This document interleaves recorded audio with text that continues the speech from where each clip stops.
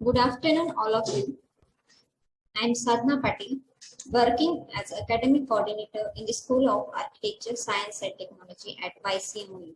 Today's lecture is for the students of postgraduate diploma in statistics for the course of fundamentals of statistics. So, all of you are hearing me? Am I audible? Okay, let's begin. Today we will see the definition of statistics, some basic key terms used in statistics, that is population, sample, main divisions of statistics, descriptive statistics or inferential statistics, and the frequency distribution of qualitative data and quantitative data and their graphical presentation. So let's begin with the definition of statistics. What we mean by statistics? It is the collection of methods for collecting the data, displaying the data, analyzing the data, drawing the conclusions from the data. So, statistics is a method for collecting, displaying, analyzing, and drawing the conclusions from the data. Let us see using an example. Here, आपण सगळेजण mobile वापरतो, ठीक आहे. प्रत्येकाच्या mobile मध्ये एक app असतं weather म्हणून. प्रत्येकाच्या मोबाईल मध्ये एक ऍप असतं वेदर म्हणून ऍप असतं आणि प्रत्येक सेकंदाला ऍटमॉस्फिअरचं टेम्परेचर काय आहे ते आपल्याला नोटिफिकेशन हे देत असतं. सो आपण सुद्धा डेटा कलेक्ट करू शकतो युजिंग अवर मोबाईल. तर कसं मी कालचं ऍटमॉस्फिअरचं टेम्परेचर काय आहे ते नोट डाऊन केलं. सकाळी 7 वाजता 23 डिग्री सेल्सिअस होतं. प्रत्येक 4 तासानंतर मी टेम्परेचर नोट डाऊन केलं. सो मी काय करते आहे, डेटा कलेक्ट करते आहे. परत 4 तासानंतर मी कलेक्ट केलं 11 वाजता 29 degree Celsius and so on रात्री 9 वाजेपर्यंत. सो हा मी डेटा कलेक्ट केला आणि याला मी आता टेबल फॉर्म मध्ये डिस्प्ले करते आहे.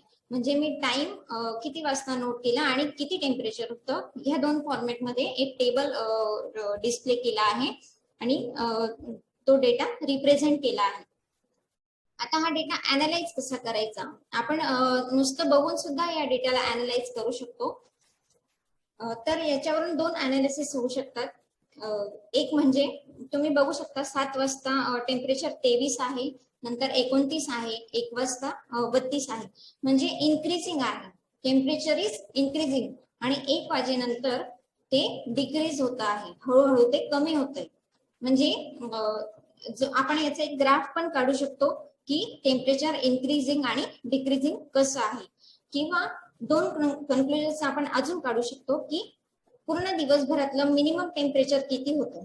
मिनिमम टेम्परेचर हे 23 डिग्री सेल्सिअस होतं आणि मॅक्झिमम टेम्परेचर किती होतं तर 32 डिग्री सेल्सिअस. अशी आपण different types of data collect करू शकतो. तुम्ही मी दर 4 तासांनी हा डेटा कलेक्ट केला, तुम्ही 1 तासाने करू शकता किंवा दुसरा अजून कुठलाही डेटा तुम्ही कलेक्ट करून या पद्धतीने रिप्रेझेंट करू शकतात आणि अनालाइज करू शकतात. सो ही कन्सेप्ट आहे स्टॅटिस्टिक्सची. तर काही जणांना वाटतं की मॅथमॅटिक्स आणि स्टॅटिस्टिक्स मध्ये रिलेशन काय आहे. तर ग्रेट स्टॅटिस्टिशियन R.A. फिशर यांनी स्टॅटिस्टिक्सची डेफिनेशन दिलेली आहे की it is a branch of applied mathematics which specialises in data. So जेव्हा आपण एखाद्या डेटावर काम करतो किंवा मॅथमॅटिकल ऑपरेशन्स अप्लाय करतो तेव्हा आपण काय करतोय, we are using a statistics.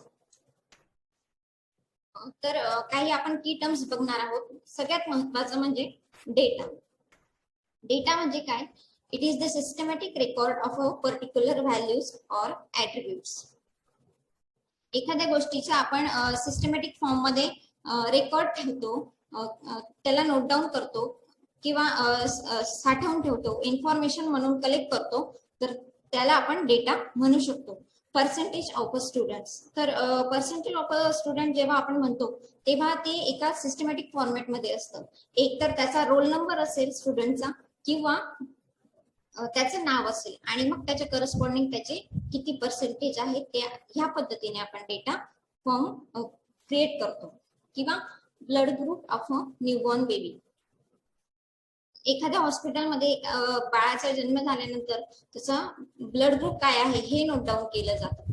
तर बाळ केव्हा जन्माला आलं आणि त्याचा ब्लड ग्रुप काय आहे असे दोन पद्धतीने आपण डेटा कलेक्ट करू शकतो. डेटा हा दोन पद्धतीचा असतो. आपण रोज आपल्या रोज दैनंदिन जीवनामध्ये भरपूर पद्धतीचा डेटा हा क्रिएट करत असतो. आपण किती वेळ मोबाईल बघतो, किती वेळ टीव्ही बघतो, किती वेळ अभ्यास करतो, वेळेचं नियोजन काय आहे हे म्हणजे आपण स्टॅटिस्टिक्स वापरत असतो आपल्या डेली लाईफ मध्ये. डेटा हा दोन पद्धतीचा असतो. एक म्हणजे क्वालिटेटिव्ह डेटा आणि दुसरा म्हणजे क्वांटिटेटिव्ह डेटा. क्वालिटेटिव्ह डेटा म्हणजे काय, एखादी क्वालिटी रिप्रेझेंट करत असतो. Good, bad, pass, fail, like, dislike हे जे असते ही म्हणजे क्वालिटी असते. आणि क्वांटिटेटिव्ह डेटा म्हणजे नंबर असतो. 0, 1, 2, 3. तुमचं एज काय आहे, that is number, that is quantity. हे दोन प्रकारचे डेटा आपण कलेक्ट करू शकतो. तर आपण आधी बघूया qualitative data. It consists of attributes, labels, or other non-numerical characteristics. Data is collected.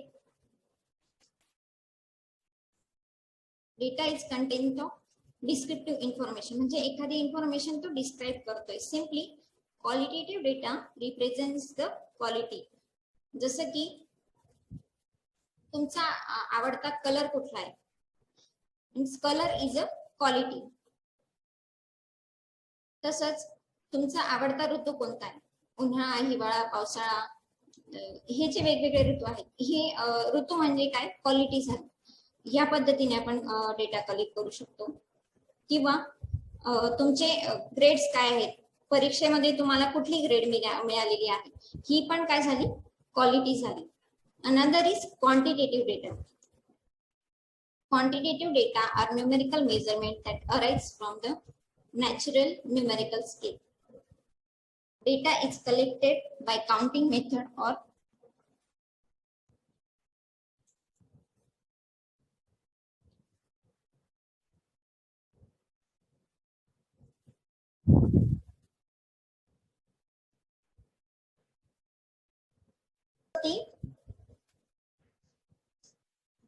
एखादी क्वांटिटी जेव्हा आपण मेजर करतो की आपलं एज काय आहे, वेट काय आहे. Quantitative data are numerical measurements that arise from the natural numerical scale. Data is collected by counting or measure. जसं की height of a person, weight of a person, किंवा नंबर ऑफ फॅमिली मेंबर्स. तुमच्या फॅमिलीमध्ये किती members आहेत, एकूण किती members आहेत त्याचे पण आपण ग्रुपिंग करू शकतो की ह्या एज ग्रुप मध्ये किती आहेत, 0 ते 10 मध्ये किती आहेत, 10 ते 20 मध्ये किती आहेत, किंवा अबोव 50 किती आहेत. या एज ग्रुप नुसार सुद्धा आपण डेटा कलेक्ट करू शकतो. डेटा कलेक्ट करण्याच्या डिफरंट मेथड्स ह्या आहेत. पुढची की टर्म आहे population. Population is any specific collection of objects of interest. Population may be finite or infinite. आता फायनाइट पॉप्युलेशन म्हणजे काय आणि इनफायनाइट पॉप्युलेशन म्हणजे काय. समजा तुमच्या फॅमिलीमध्ये 5 मेंबर आहेत, यू कॅन काउंट इट 1 2 3 4 5. पण जर ट्रीज इन अ फॉरेस्ट, तुम्हाला एखाद्या जंगलातले ट्री किती आहेत ते काउंट करायचे आहेत, तर तुम्ही ते काउंट करू शकतात का, नाही, that is infinite. So another example is students in a class. आता आपलं ऑनलाईन सेशन सुरू आहे आणि पोस्ट ग्रॅज्युएट डिप्लोमाला किती स्टुडंट आहेत, जे टोटल स्टुडंट आहेत पोस्ट ग्रॅज्युएट डिप्लोमाला, दॅट इज द पॉप्युलेशन. आणि सॅम्पल काय असतं, sample is any subset or a sub collection of a population. So जर मला एखादं क्विज कॉम्पिटिशन ऑर्गनाइज करायची आहे पोस्ट ग्रॅज्युएट डिप्लोमा स्टुडंट साठी, तर मला कुठलेही 2 कॅन्डिडेट सिलेक्ट करायचे आहेत. तर माझं पॉप्युलेशन असेल की जेवढे पण स्टुडंट आहेत पोस्ट ग्रॅज्युएट डिप्लोमाला ते, आणि मी त्याच्यातनं कुठलेही 2 जर सिलेक्ट केले, that is the sample. So sample is simply the subset of population, that is the good representative of a population. आपण एक एक्झाम्पल बघणार आहोत. समजा एखादी कंपनी आहे की जी प्युरिफायर्स मॅन्युफॅक्चरिंग कंपनी आहे. तर ती एका तासामध्ये 10 प्युरिफायर मॅन्युफॅक्चर करते. एका तासामध्ये त्यांनी 10 प्युरिफायर मॅन्युफॅक्चर केले, आणि जर त्यांना टेस्ट करायचं आहे की प्युरिफायर्सची क्वालिटी काय आहे, किती चांगले आहेत किंवा किती वेळ ते किती चांगली त्यांची क्वालिटी आहे हे जर टेस्ट करायचं आहे, तर त्या कंपनीमध्ये पूर्ण 10च्या 10 प्युरिफायर टेस्ट न करता ते त्याच्यातले काही टेस्ट करतील, काही प्युरिफायर हे सिलेक्ट करतील आणि मग त्यांची क्वालिटी टेस्ट केली जाईल. जसे की आता हे माझं पॉप्युलेशन झालं. एका तासामध्ये मी 10 प्युरिफायर मॅन्युफॅक्चर केले आणि त्याच्यातनं मी 4 सिलेक्ट केले आणि त्यांची क्वालिटी टेस्ट केली. म्हणजे मी काय केले, पूर्ण 10 टेस्ट न करता त्याच्यातले 4 टेस्ट केले आणि त्याच्यावरून पूर्ण 10ची क्वालिटी काय आहे हे मेजर केलं. हे का करायचं, मी 4च का घेतले, 10 पैकी 2 का नाही घेतले, 3 का नाही घेतले, हे आपण नंतर बघणारच आहोत. पण मग आपण सॅम्पलिंग का करायची, why we use sampling. Sampling study of a sample is less expensive. याच्यामध्ये खूप वेळ जात नाही. मी जर पूर्णच्या पूर्ण 10 प्युरिफायर टेस्ट केले असते तर माझा वेळ गेला असता, ते सगळे प्युरिफायर वेस्ट गेले असते, म्हणजे मनी पण लॉस होतो, टाइम पण लॉस होतो. So sample can be studied more quickly.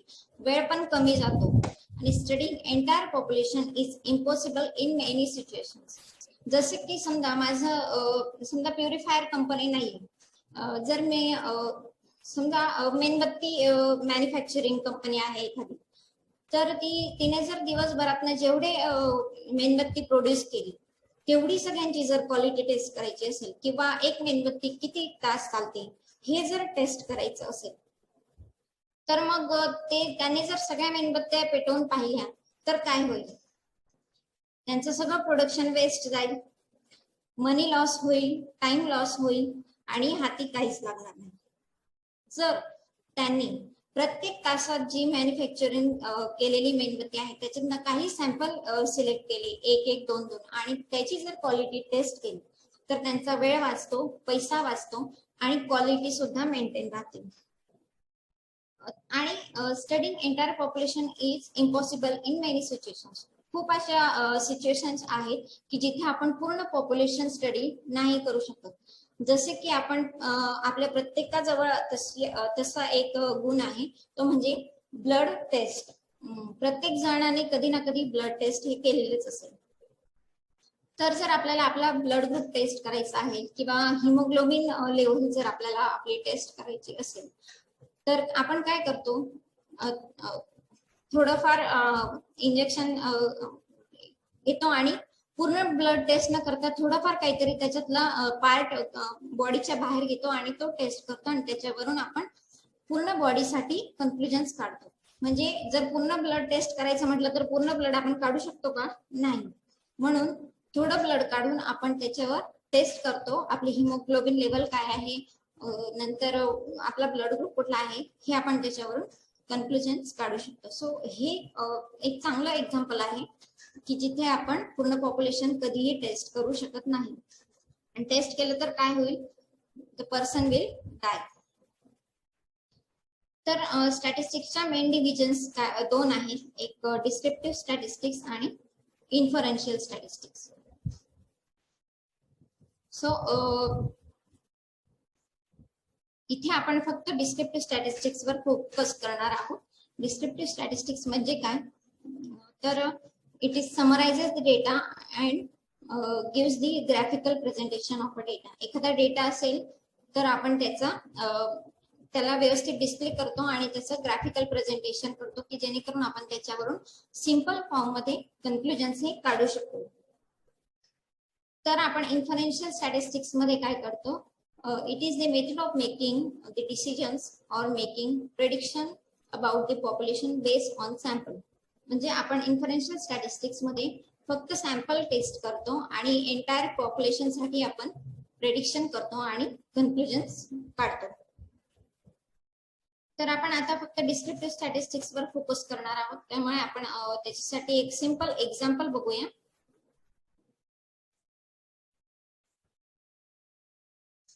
जसं की मी एक डेटा घेतला आहे, roll number of a student आणि ग्रेड ऑफ अ स्टुडंट. इथे तुम्ही बघू शकतात की हा जो डेटा आहे तो क्वालिटेटिव्ह आहे की क्वांटिटेटिव्ह आहे, तुम्ही बघून सुद्धा ऑब्झर्व करू शकतात. तर हा क्वालिटेटिव्ह डेटा आहे. इथे ग्रेड ऑफ अ स्टुडंट दिलेले आहेत, रोल नंबर 1 ला डी ग्रेड, रोल नंबर 2 ला बी ग्रेड, याप्रमाणे 20 विद्यार्थ्यांचा डेटा आहे. आणि तर हा डेटा कलेक्ट केल्यानंतर याला व्यवस्थित फॉर्मॅटमध्ये डिस्प्ले कसा करायचा किंवा त्याच्यावर अनालायसिस कसं करायचं ते आपण बघूया.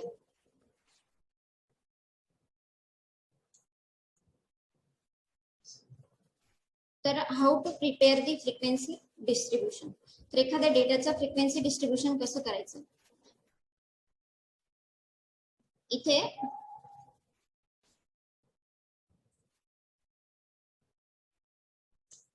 यू कॅन सी फक्त 4 ग्रेड आहेत, ए, बी, सी आणि डी. तर डेटा डिस्प्ले करताना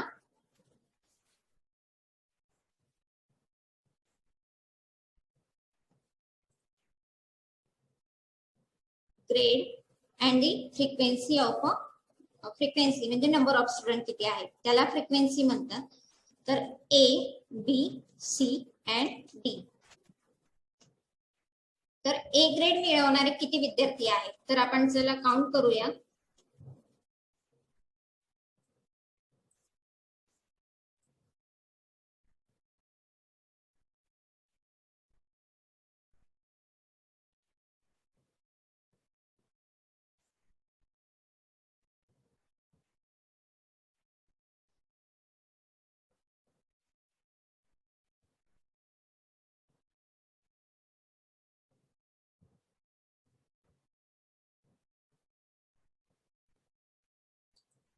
इथे बघू शकता तुम्ही, roll number 3, roll number 7, roll number 10 आणि रोल नंबर 13 या 4 विद्यार्थ्यांना ए ग्रेड आहे. तर फ्रिक्वेन्सी काय झाली, ए ची 4.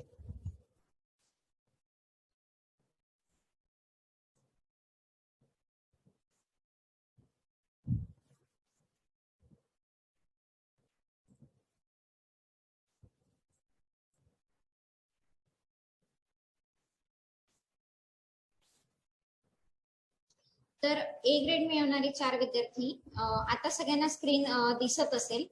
ए ग्रेड मिळवणारे 4 विद्यार्थी आहेत, बी ग्रेड मिळवणारे 8 विद्यार्थी आहेत, सी ग्रेड मिळवणारे 6 विद्यार्थी आहेत आणि डी ग्रेड मिळवणारे 2 विद्यार्थी आहेत. टोटल विद्यार्थी संख्या आपली 20 होती. तर हा डेटा आपण सिम्प्लिफाईड फॉर्म मध्ये कसा अनालाइज करू शकतो.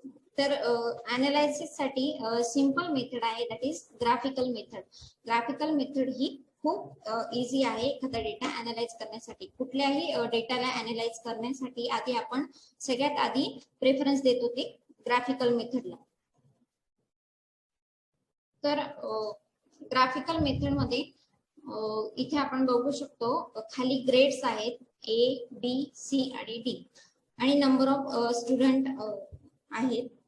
तर सिंपल हा बार प्लॉट मी काढलेला आहे, त्याच्यामध्ये आपण फक्त बघून सुद्धा सांगू शकतो की सगळ्यात जास्त विद्यार्थ्यांनाही बी ग्रेड आहे आणि सगळ्यात कमी विद्यार्थी आहेत की ज्यांना डी ग्रेड आहे.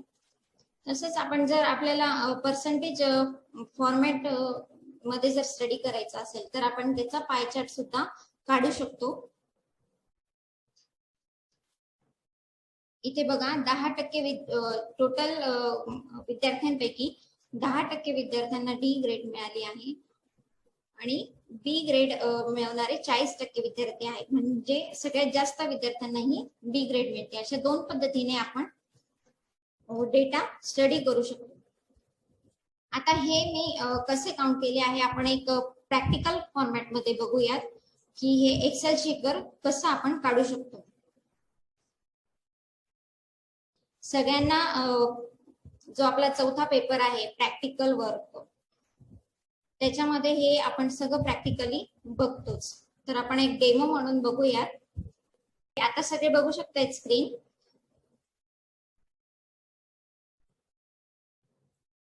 तर मी इथे ग्रेड टाकले आणि नंबर ऑफ स्टुडंट टाकलेले आहेत. तर याचा आपल्याला using Excel sheet graphical presentation कसं करता येईल हे मी तुम्हाला एक डेमो दाखवते. पूर्ण डेटा सिलेक्ट करायचा. इथे इन्सर्ट मध्ये कॉलम आहे, सिम्पली सिलेक्ट एनी डिझाइन.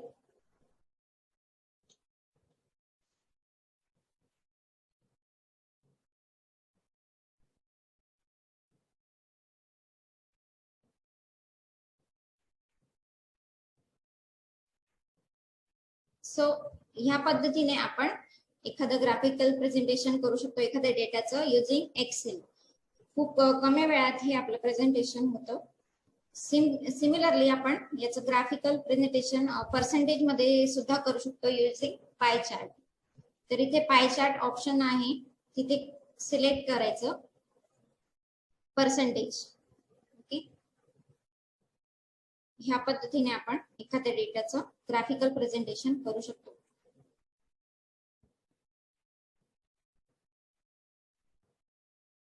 नाव चला आता आपण आपल्या पॉइंट कडे वळूया.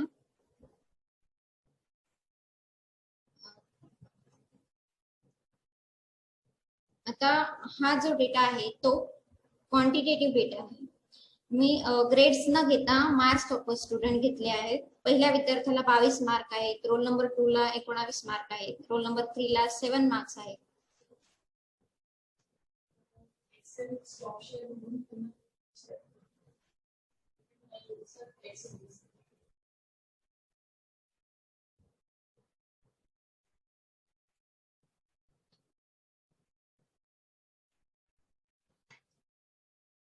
तर हा तो डेटा जो पहिला आपण तो क्वालिटेटिव्ह डेटा होता. आता जो आपण बघतोय तो क्वांटिटेटिव्ह डेटा आहे. इथे रोल नंबर आणि किती मार्क्स आहेत, म्हणजे एक रोल नंबर 1 ला 22 मार्क्स आहेत, रोल नंबर 2 ला 19 मार्क्स आहेत. हा सिम्प्लिफाईड फॉर्मॅट मध्ये डेटा आहे. आता याला फ्रिक्वेन्सी डिस्ट्रीब्युशन कसं बनवायचं ह्या डेटाचं ते आपण बघूया. Frequency distribution of numerical data.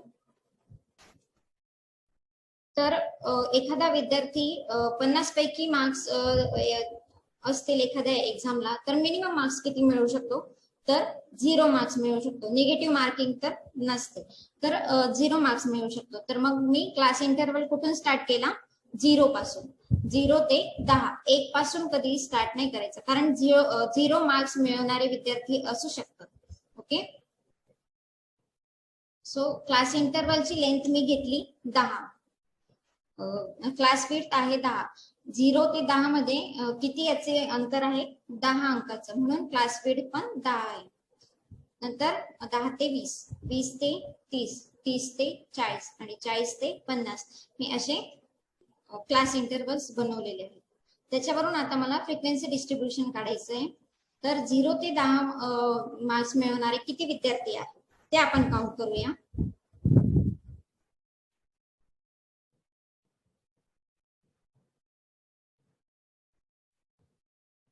बघा इथे 1 2 3, अजून कुठे दिसत आहेत, 4,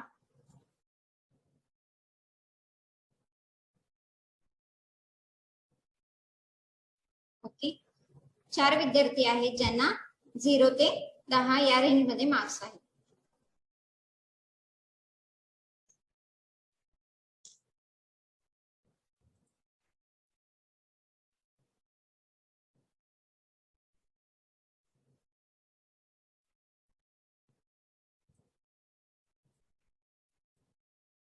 ओके, तर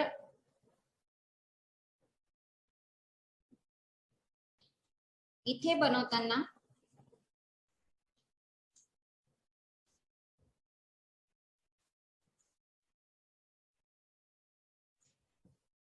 झिरो ते 10 मध्ये 4 विद्यार्थी मिळाले.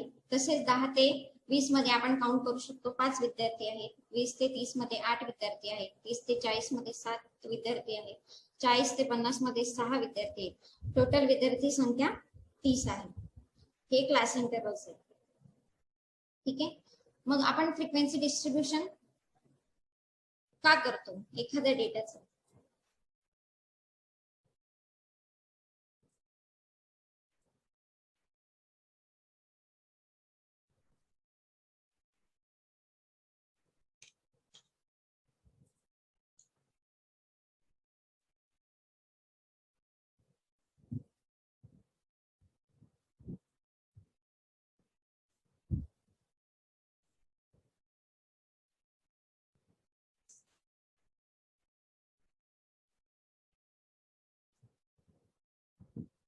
शेअर स्क्रीन होते का? शेअर.